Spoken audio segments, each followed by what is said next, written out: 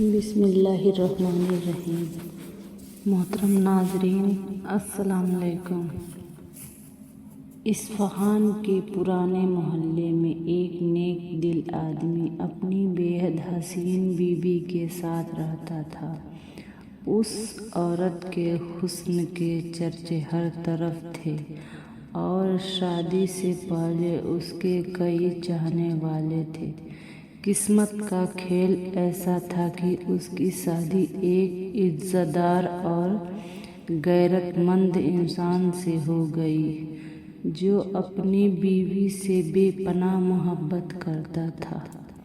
शौहर चाहता था कि उसकी बीवी को कोई गैर मर्द न देखे, मगर बीवी अक्सर बाहर निकलती रहती और उसकी बात नहीं मानती। शौहर उसे समझाता रहा, नाम हरम शरीफ इंसान मर्द की नहीं होते बल्कि जिन्नात मर्द भी होते हैं। देखो पैगाम तुम्हारे यहाँ जो बाल है ना, यह बेहद खूबसूरत और हंसी है और ख़ास तौर पर तुम्हारी आँखें, जिन्नात तक इनके दीवाने हो सकते हैं। मगर बेगम को उसकी कोई बात समझ नहीं आती और वह उसकी एक ना सुनती।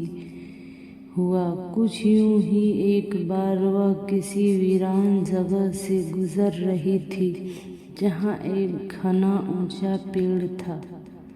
शाम ढलने ही वाली थी और वह उस पेड़ के नीचे से निकल गई। फिर शौहर के आने से पहले खाना बनाने लगी।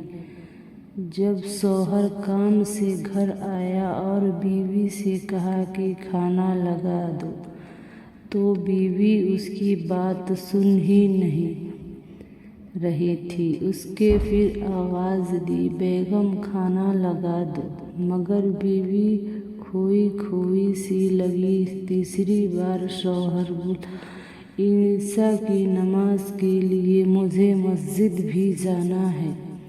लेकिन बीवी ने फिर कोई जवाब ना दिया। वह पास गया और उसके कंधे पर हाथ रखा तो वह थरथराने लगी और ज़मीन पर गिरकर झटके खाने लगी।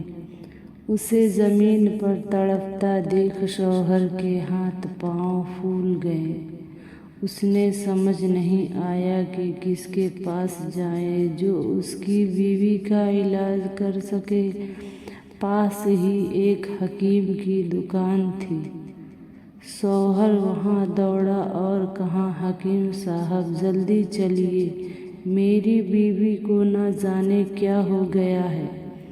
हकीम साहब उसकी बात सुनकर घर आए। उन्होंने देखा कि बीवी बेहोश पड़ी है, मुझसे झांक निकल रही है और हाथ मुड़े हुए हैं। शौहर हैरान होकर बोला, कहीं मेरी बीवी दुनिया से तो नहीं चली गई? हकीम साहब ने कहा, नहीं नहीं, इसकी मौत नहीं हुई है, बस सांस बहुत धीमी चल रही है। दोनों ने उसे बिस्तर पर लिटाया। हकीम ने कोई दवा दी और कहा, यह दवा इसे खिला देना, यह ठीक हो जाएगी।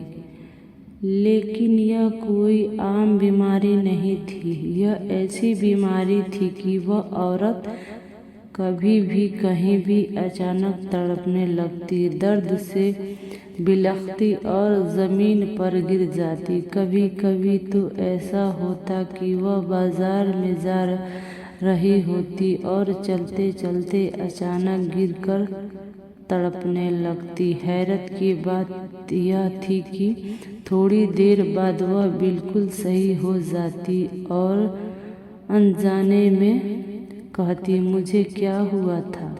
यानी उसे होश में यह भी पता नहीं चलता कि उसके साथ क्या हादसा हुआ। शौहर और घर वाले परेशान थे कि आखिर उससे हो क्या रहा है। शौहर को अपनी बीवी की सख्त फिक्र रहती, घर में उसकी हालत होती थी, पर जब वह उसके सामने गिर पड़ी लोग देखकर मजाक उड़ाते, कोई शौहर पर तंज कसता। देखो अपनी बीवी को संभाल कर रखो, बुरी बला का साया हो गया है।